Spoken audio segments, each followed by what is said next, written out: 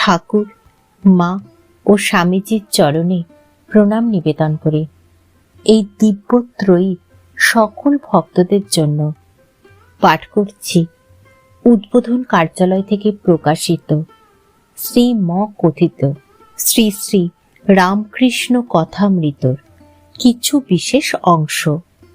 আজ পাঠ করব শ্রী রামকৃষ্ণ ভক্ত সঙ্গে দক্ষিণেশ্বর মন্দিরে ও বলরাম মন্দিরে পর্বের সপ্তদশ পরিচ্ছেদ, শ্রী রামলাল প্রভৃতির গান ও শ্রী রামকৃষ্ণের সমাধি। ঠাকুর শ্রী রামকৃষ্ণ গান গাহিতে বলিলেন। রামলাল ও কালীবাড়ির একটি ব্রাহ্মণ কর্মচারী গাহিতেছেন। সঙ্গতের মধ্যে একটি বায়ার ঠেকা। হৃদি বৃন্দাবনে বাস যদি করো কমলাপতি, ওহে ভক্তি প্রিয়, আমার ভক্তি হবে রাধা সতী। নবনিরত বরণ কিসে গণ্য শ্যামচাঁদ রূপ হেরে, করিতে বাসি অধরে হাসি রূপে ভুবন আলো করে। শ্যামাপদ আকাশেতে মন ঘুরিখান উঠতেছিল, কলুষের কু বাতাস পেয়ে গোপটা খেয়ে পড়ে গেল। শ্রীরামকৃষ্ণ ভক্তদের প্রতি। বাঘ যেমন কপ কপ করে জানোয়ার খেয়ে ফেলে, তেমনি অনুরাগ বাঘ কাম ক্রোধ এইসব রিপুদের খেয়ে ফেলে। ঈশ্বরে একবার অনুরাগ হলে কাম ক্রোধাদি থাকে না। গোপীদের ওই অবস্থা হয়েছিল। কৃষ্ণে অনুরাগ। আবার আছে অনুরাগ অঞ্জন। শ্রীমতী বলছেন, সখী চতুর্দিক কৃষ্ণময় দেখছি।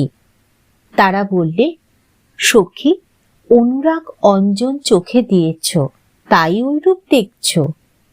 এরূপ আছে যে ব্যাঙের মুন্ডু পুড়িয়ে কাজল তৈয়ার করে সেই কাজল চোখে দিলে চারিদিক সর্পময় দেখে। যারা কেবল কামিনী কাঞ্চন নিয়ে আছে, ঈশ্বরকে একবারও ভাবে না, তারা বদ্ধ জীব।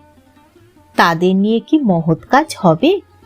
যেমন কাকে ঠোকরানো আম, ঠাকুর সেবায় লাগে না, নিজের খেতেও সন্দেহ। বদ্ধ জীব, সংসারী জীব, এরা যেমন গুটি পোকা, মনে করলে কেটে বেরিয়ে আসতে পারে, কিন্তু নিজে ঘর বানিয়েছে, ছেড়ে আসতে মায়া হয়, শেষে মৃত্যু। যারা মুক্ত জীব তারা কামিনী কাঞ্চনের বশ নয়। কোনো কোনো গুটি পোকা অত যত্নের গুটি কেটে বেরিয়ে আসে, সে কিন্তু দুই একটা। মায়াতে ভুলিয়ে রাখে। দু একজনের জ্ঞান হয়, তারা মায়ার ভেলকিতে ভোলে না, কামিনী কাঞ্চনের বশ হয় না। আতুর ঘরের ধুলহাড়ির খোলা যে পায়ে পড়ে, তার বাজিকরের ড্যাম ড্যাম শব্দের ভেলকি লাগে না? বাজিকর কি করছে সে ঠিক দেখতে পায়। সাধন সিদ্ধ আর কৃপা সিদ্ধ। কেউ কেউ অনেক কষ্টে ক্ষেত্রে জল ছেঁচে আনে, আনতে পারলে ফসল হয়। কারু জল ছেঁচতে হলো না, বৃষ্টির জলে ভেসে গেল।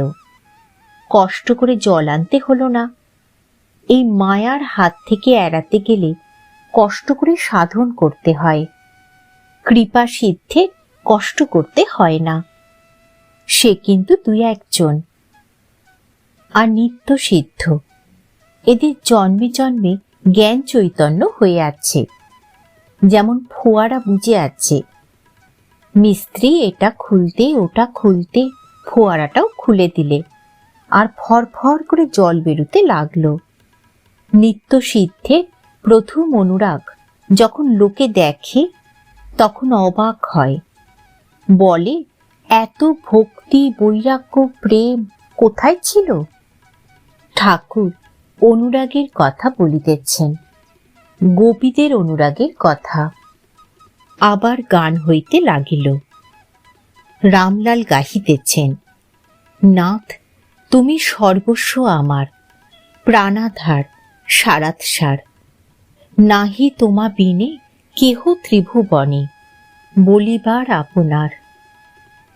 শ্রীরামকৃষ্ণ ভক্তদের প্রতি। আহা, কি গান! তুমি সর্বস্ব আমার।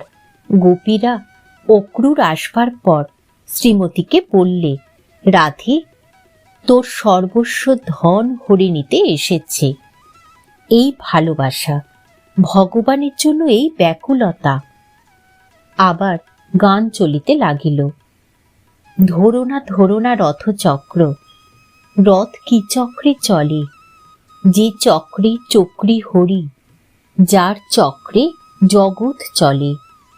এবং প্যারি, কার তরে আর গাথো হার যতনে। গান শুনিতে শুনিতে ঠাকুর শ্রী রামকৃষ্ণ গভীর সমাধি সিন্ধু মধ্যে মগ্ন হইলেন। ভক্তেরা এক দৃষ্টে ঠাকুরের দিকে অবাক হইয়া দেখিতেছেন। আর সারা শব্দ নাই। ঠাকুর সমাধিস্থ, হাত জোর করিয়া বসিয়া আছেন, যেমন ফটোগ্রাফে দেখা যায়। কেবল চক্ষের বাহিরের কোণ দিয়া আনন্দ ধারা পড়িতেছে। অনেকক্ষণ পরে ঠাকুর একটু প্রকৃতস্থ হইলেন, কিন্তু সমাধির মধ্যে যাকে দর্শন করিতেছিলেন তার সঙ্গে কি কথা কহিতেছেন, একটি আধটি কেবল ভক্তদের কানে পৌঁছিতেছে। ঠাকুর আপনা আপনি বলিতেছেন, তুমি আমি, আমি তুমি, তুমি খাও, তুমি আমি খাও। বেশ কিন্তু করছ। একই নেবা লেগেছে, চারিদিকেই তোমাকে দেখছি। কৃষ্ণ হে দীনবন্ধু, প্রাণবল্লভ গোবিন্দ, প্রাণবল্লভ গোবিন্দ বলিতে বলিতে আবার সমাধিস্থ হইলেন। ঘর নিস্তব্ধ। ভক্তগণ মহাভাবময় ঠাকুর শ্রী রামকৃষ্ণকে অতৃপ্ত নয়নে বারবার দেখিতেছেন। ঠাকুর, মা ও স্বামীজির চরণে প্রণাম নিবেদন করে শেষ করছি আজকের পাঠ।